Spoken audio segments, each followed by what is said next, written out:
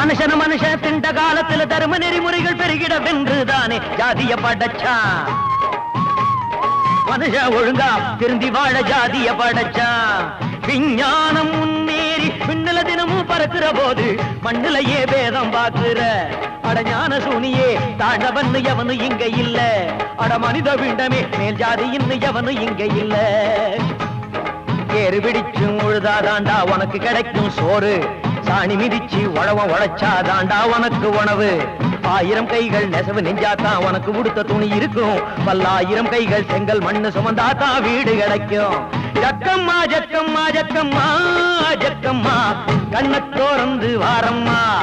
பூமியின் மேலே நியாய தர்மம் எங்கே போச்சம்மா. தாயே மனுஷ மனசு மாறி போச்சம்மா.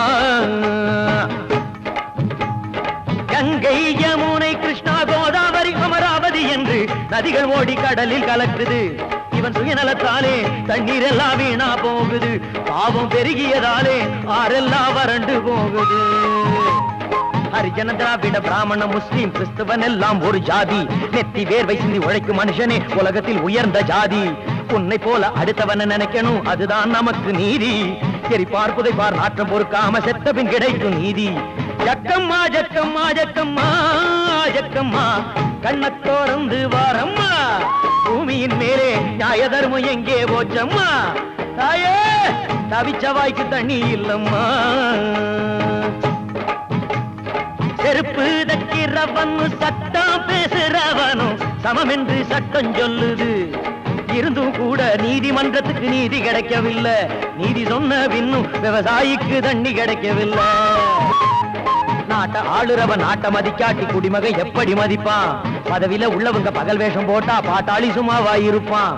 கொண்டி குடிசையில நிற்கும் மனுஷனுக்கு எப்படி கிடைக்கும் நீதி. துண்டு கோவணத்தில் இருக்கும் மனுஷனுக்கு எப்படி கிடைக்கும் நீதி. ஜக்கம்மா ஜக்கம்மா ஜக்கம்மா ஜக்கம்மா கண்ணத்தோரந்து வாரம்மா. பூமியின் மேலே நியாய தர்மம் எங்கே போச்சம்மா. தாயே நல்ல காலம் பொறக்க செய்யம்மா.